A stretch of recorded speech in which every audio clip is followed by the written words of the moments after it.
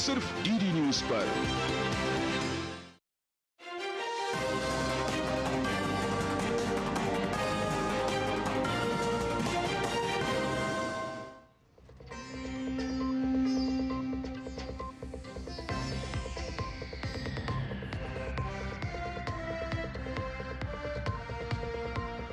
नमस्कार, स्वागत है आपका डीटी न्यूज पर। मैं रेशमा आपके साथ। आइए नजर डाल लेते हैं इस वक्त की हेडलाइंस पर। देश के 15वें उपराष्ट्रपति बने सीपी राधाकृष्णन ने संभाला कार्यभार। राष्ट्रपति द्रौपदी मुर्मू ने ली शपथ। शपथ लेने के बाद महात्मा गांधी और दीनदयाल उपाध्याय को किया नमन।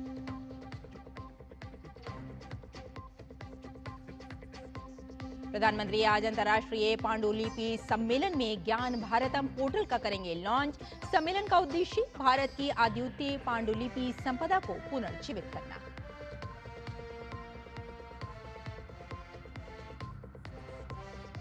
बीजेपी का कांग्रेस पर कड़ा वार। कहा, कांग्रेस ने फिर पार की सारी हदें। एआई वीडियो के जरिए किया पीएम मोदी की मां का अपमान।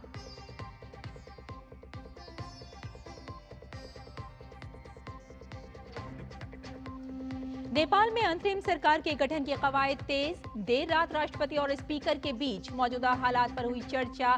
संविधान के दायरे में ही हल निकालने पर दिया जोर।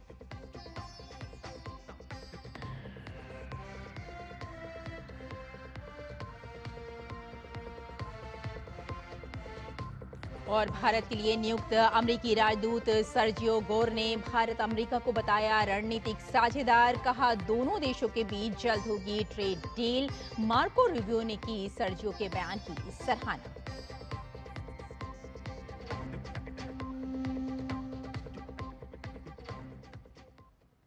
आइए बुलेटिन की शुरुआत करते हैं और इस वक्त की जो बड़ी खबर आ रही है वो हम आपको बता देते हैं कि दिल्ली हाई कोर्ट में बम की खबर से इस वक्त हड़कंप मच चुका है। जी हां, दिल्ली हाई कोर्ट को बम से उड़ाने का ईमेल अभी मिला और ईमेल के जरिए मिली बम की धमकी।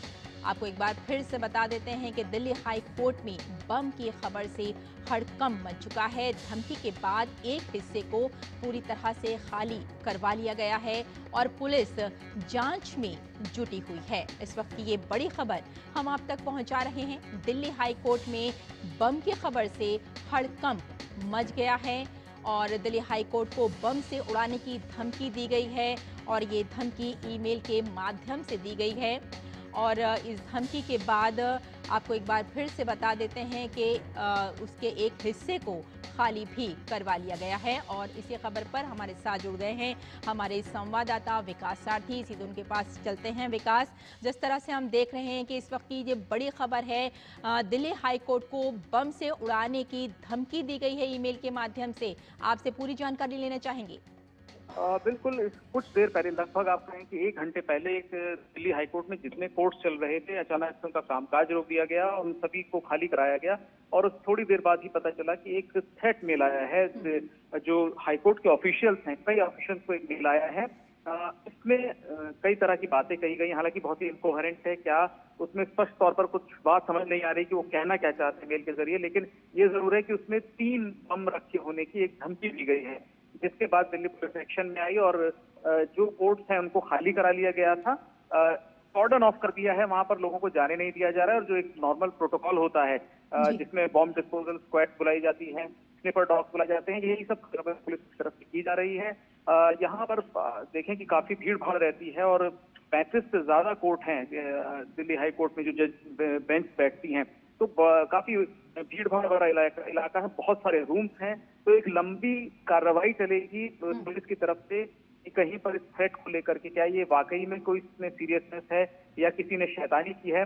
लेकिन ये सुनिश्चित करने के लिए कि हाईकोर्ट की पूरी इमारत सुरक्षित है, दिल्ली पुलिस इसके चप्पे चप्पे की जांच कर रही है। वहां पर जो भी नॉर्मल इस मामले में प्रोटोकॉल होता है कि सारे वकीलों को वहां से हटा दिया गया है, स्टाफ को हटा दिया गया है। जो रोड है उस पर भी, हाईकोर्ट के आसपास से जो रास्ते हैं उन पर भी ट्रैफिक को रेगुलेट किया जा रहा है, यानी बैरिकेडिंग वगैरह की जा रही है। पुलिस की जांच जारी है कि इस थ्रेट के पीछे कहाँ से आई है, क्या है और जब तक दिल्ली में पूरे विकास, जिस तरह से आपने बताया कि ईमेल मिला है और उसमें धमकी दी गई है, पूरा ईमेल पढ़ने के बाद क्या कुछ जानकारी मिल पाई है? ईमेल में किस तरह की जो लिपि है वो क्या है, या किस तरह से उसमें अपनी बात कही गई है? कुछ आपके पास जानकारी है?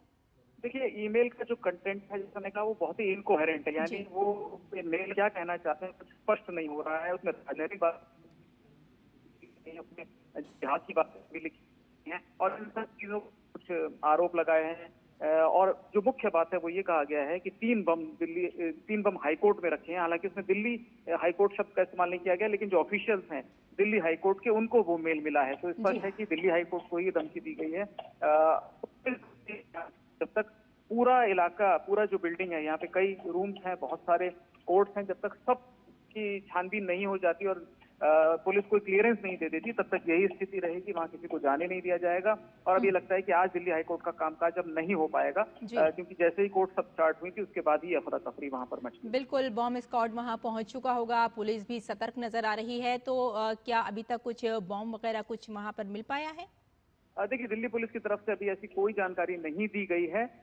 जैसे ही पुलिस की कार्रवाई हो जाए, जांच को लेकर के एक ऑफिशियल स्टेटमेंट दिल्ली पुलिस की ओर से अपेक्षित है। लेकिन जैसा मैंने कहा कि बिल्डिंग में बहुत सारे रूम्स हैं, कोर्ट्स हैं, स्टाफ के हजारों लोग, हजारों लिटिगेंट, वकील और इससे जुड़े हुए लोग आते हैं। तो पूरे इस बिल्डिंग को क्लियर करना और ये कहना कि पूरी तरह से सुरक्षित है या उन्हें कुछ संदिग्ध बात बिल्कुल की। विकास, हम समझ गए हैं कि वाकई ये एक बड़ी खबर है आज की। और जिस तरह से आपने बताया कि ईमेल के ज़रिए धमकी दी गई है, और पूरी तरह से अगर हम बात करें जो दिल्ली हाई कोर्ट है, यहाँ पर ये धमकी दी गई है और इसे बम से उड़ाने की बात कही गई है। ईमेल आया है, पूरी तरह से आपको बता दें कि पुलिस सतर्क है और जो बम स्क्वाड है वो भी वहां पहुंच चुका है, बम की तलाश की जा रही है।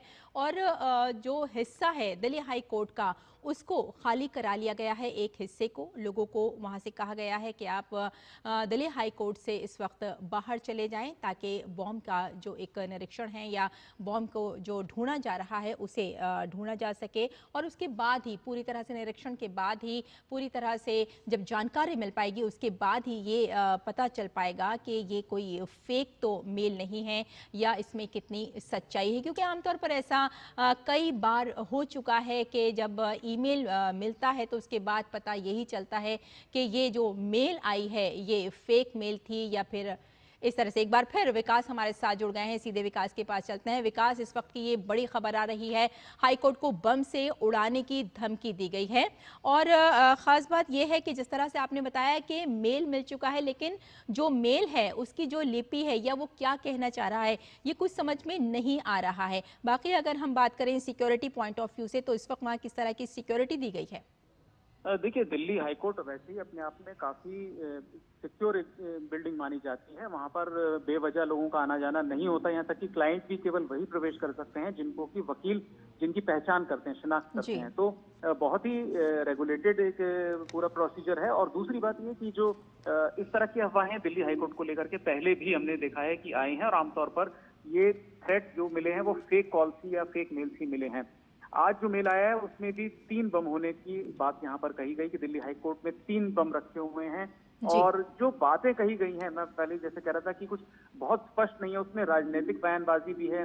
उसमें ये भी कहा गया है कि वो जिहाद को सपोर्ट करते हैं। लेकिन कारण क्या है, वो ऐसा आखिर क्यों किया जा रहा है? क्योंकि आमतौर पर जो मेल आते हैं उनमें कोई डिमांड की जाती है या कोई अपना ग्रीवांस रखा जाता है कि हम ऐसा इसलिए कर रहे हैं। लेकिन ये बहुत ही वेग और बहुत ही इनकोहेरेंट पूरी भाषा है इस मेल की। लेकिन इसको भी पूरी संजीदगी से लेते हुए जो हाईकोर्ट का पूरा कामकाज था, वो सारे कोर्ट्स की, ज्यादातर कोर्ट्स की प्रोसीडिंग्स बंद कर दी गई थी जैसे ही ये मेल प्राप्त हुआ।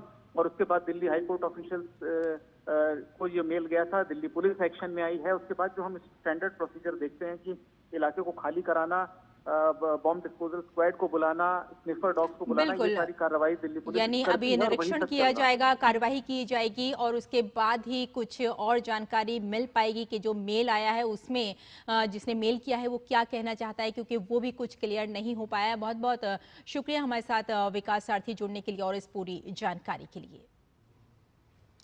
फिलहाल बुलेटिन में आगे बढ़ते हैं। सीपी राधाकृष्णन ने देश के 15वें उपराष्ट्रपति के तौर पर शपथ ली। राष्ट्रपति द्रौपदी मुर्मू ने राष्ट्रपति भवन में सीपी राधाकृष्णन को उपराष्ट्रपति पद की शपथ दिलाई। इस मौके पर प्रधानमंत्री नरेंद्र मोदी समेत कई गणमान्य जन मौजूद रहे। साथ ही शपथ ग्रहण समारोह में अलग अलग राज्यों के राज्यपाल और मुख्यमंत्री भी शामिल हुए। गौरतलब है कि सीपी राधाकृष्णन ने उपराष्ट्रपति चुनाव में विपक्षी उम्मीदवार बी सुदर्शन रेड्डी को 152 वोटों से मात दी थी।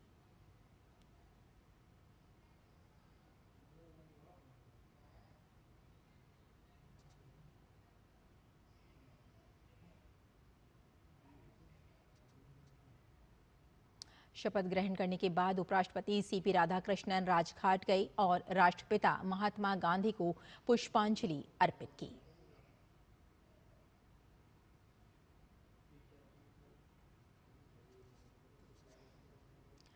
तो आपको बता दें कि उपराष्ट्रपति सीपी राधाकृष्णन राजघाट पहुंचे थे और उपराष्ट्रपति पद की शपथ लेने के बाद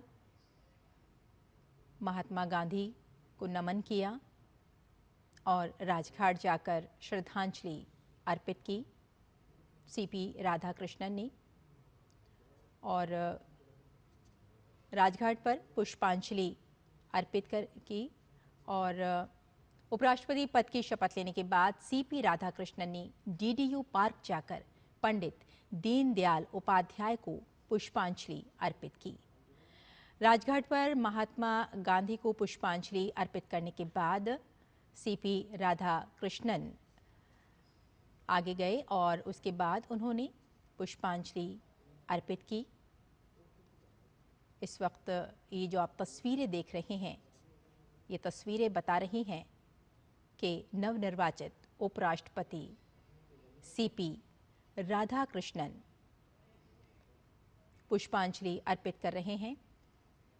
और नवनिर्वाचित उपराष्ट्रपति सीपी राधाकृष्णन ने आज राज्यसभा के सभापति का पदभार ग्रहण किया। संसदीय कार्य मंत्री किरेन रिजिजू और राज्यसभा के उपसभापति हरिवंश ने राज्यसभा के सभापति का पदभार ग्रहण करने पर उपराष्ट्रपति सीपी राधाकृष्णन को बधाई दी।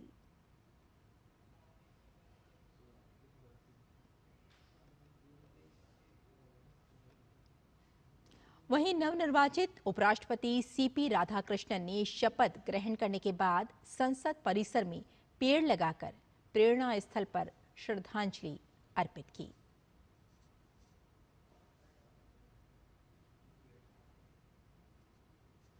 सीपी राधाकृष्णन ने देश के 15वें उपराष्ट्रपति के तौर पर शपथ ले ली है और आपको बता दें कि उन्होंने पदभार अपना ग्रहण कर लिया है। ये तस्वीरें आप देख रहे हैं। उन्होंने संसद परिसर में एक पेड़ लगाया।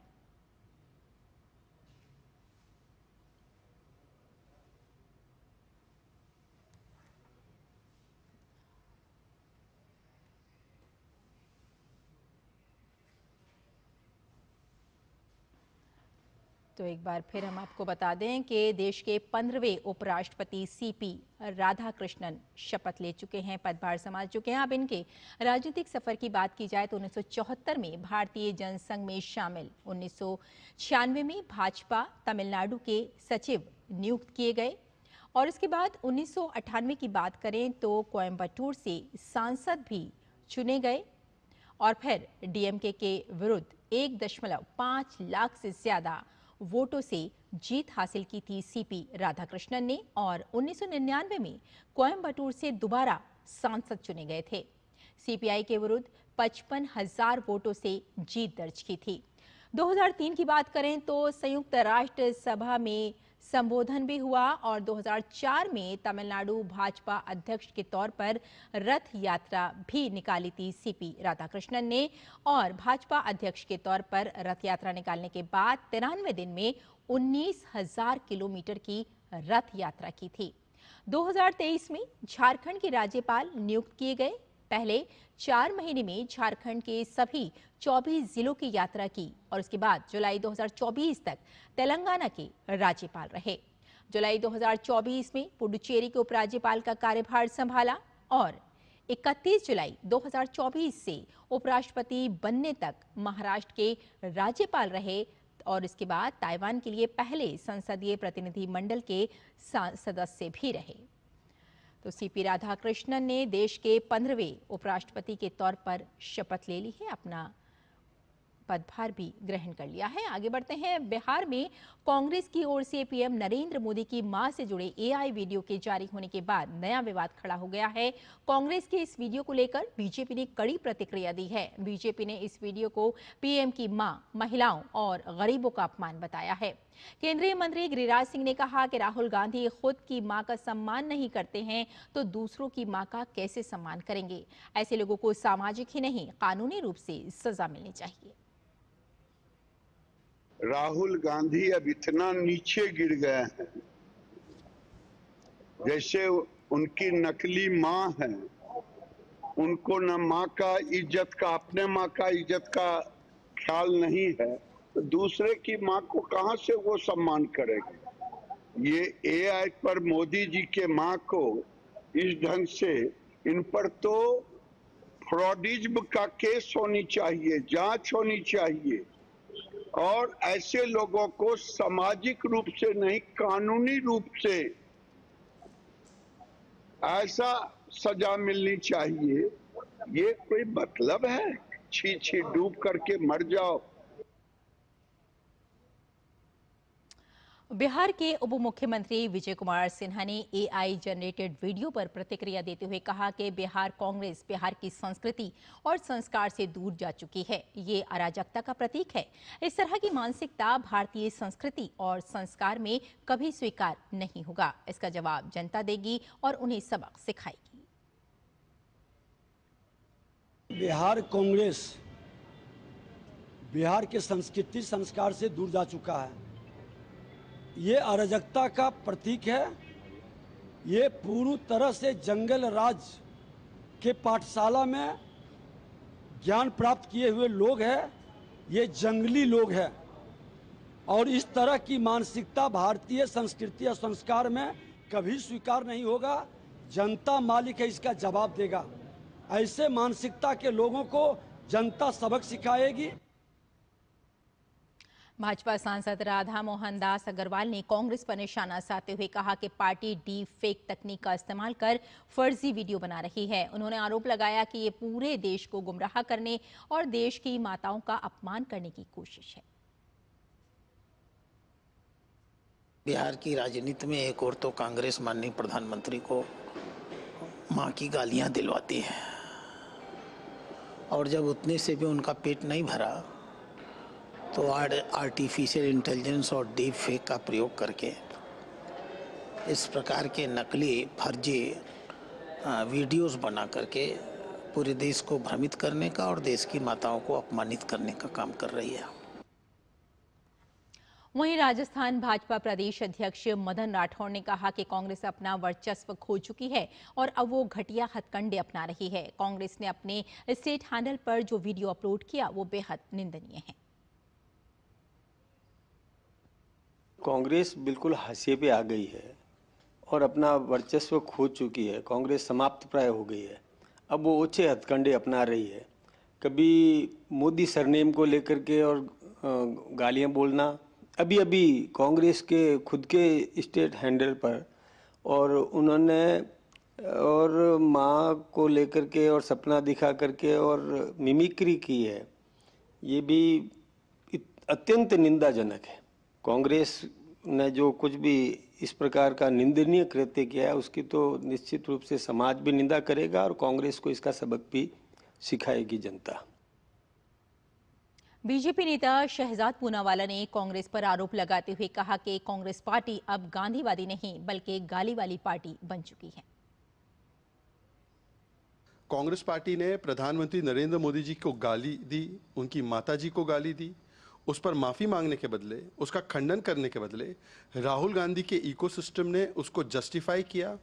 उन्होंने जिसने गाली दी उसको बचाने का प्रयास किया। तारिक अनवर का भी बाइट सामने आया था कि कैसे वो बचा रहे थे और अभी भी उनके मन में कोई पीड़ा नहीं है, इसीलिए उन्होंने इतना भद्दा और अपमानजनक वीडियो बनाया है। और फिर से एक बार प्रधानमंत्री माताजी का ही नहीं बल्कि हर माता का अपमान किया है। कांग्रेस पार्टी अब गांधीवादी नहीं, गाली वाली कांग्रेस बन चुकी है।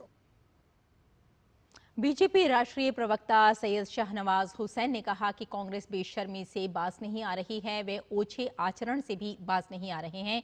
एक तरफ वे पृष्ठभूमि में राष्ट्रीय ध्वज के साथ उन्हें गाली देते हैं और दूसरी तरफ माफी मांगने के बजाय वे इसे सही ठहराने के लिए उनका वीडियो जारी करते हैं। कांग्रेस बेशर्मी से बाज नहीं आ रही, ओछी हरकत से बाज नहीं आ रही। एक तरफ कांग्रेस का झंडा लगा के प्रधानमंत्री को मां की गाली सुनवाती है, दूसरी तरफ माफी मांगने की जगह उनका वीडियो जारी करके उसको जस्टिफाइड करती है। प्रधानमंत्री की माताजी जो दुनिया में नहीं है, उनका एक वीडियो बनाकर, उन एआई वीडियो बनाकर पोस्ट कर रही है, ट्वीट कर रही है और उनकी माताजी का अपमान कर रही है, देश के प्रधानमंत्री का अपमान कर रही है, देश की मां बहनों का अपमान कर रही है। कांग्रेस की सोची हरकत के लिए पूरा बिहार गुस्से में है, पूरा देश गुस्से में है और इसका जवाब कांग्रेस को मिलेगा। और यहाँ लेते हैं एक छोटा सा ब्रेक, जल्द हाजिर होते हैं। आप देखते रहिए डीडी न्यूज। LIC लाया है unit linked insurance plan index plus. जीवन बीमा पाइए और निफ्टी स्टॉक्स के साथ अपने मार्केट रिटर्न्स को तेजी से बढ़ाइए।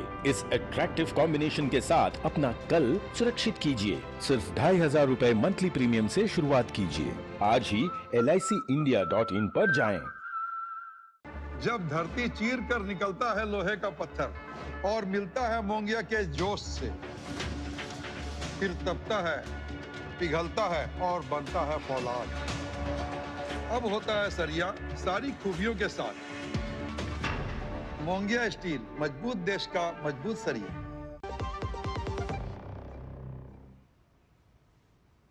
ब्रेक के बाद एक बार फिर आपका स्वागत है। आइए कुछ और खबरें देख लेते हैं। मॉरिशस के प्रधानमंत्री भारत के दौरे पर हैं।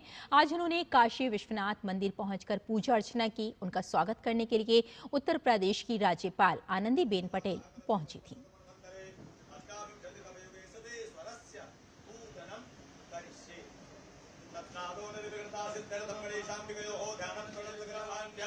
मॉरिशस के प्रधानमंत्री डॉक्टर नवीन चंद्र राम गुलाम ने डीडी न्यूज से खास बातचीत की। बातचीत के दौरान उन्होंने प्रधानमंत्री के आगामी जन्मदिन के अवसर पर शुभकामनाएं दी। साथ ही उन्होंने कहा कि वे मॉरिशस में प्रधानमंत्री मोदी का जन्मदिन धूमधाम से मनाएंगे। Not a coincidence also, my father of the nation, my father, his birthday is on the 18th. We're going to celebrate his 125th birthday in Mauritius on the 18th. And today it gives me great pleasure to wish, I was the first one to wish him already, 1 week ahead, happy birthday, because we want to see him in good health and able to lead this country as he's doing at the moment. इसके अलावा बातचीत के दौरान उन्होंने वाराणसी के दौरे को यादगार बताया। उन्होंने कहा कि आज तक उन्होंने इस तरह का स्वागत नहीं देखा। He's been tremendously successful. I was very touched when I landed at Varanasi. The people on the street everywhere with flags. They've been waiting there for ages apparently. The welcome, even today, the welcome is tremendous. I've never seen this before. तो इस bulletin में फिलहाल इतना ही, लेकिन DD news पर खबरों का सिलसिला जारी रहेगा। अनुमति दी, नमस्कार।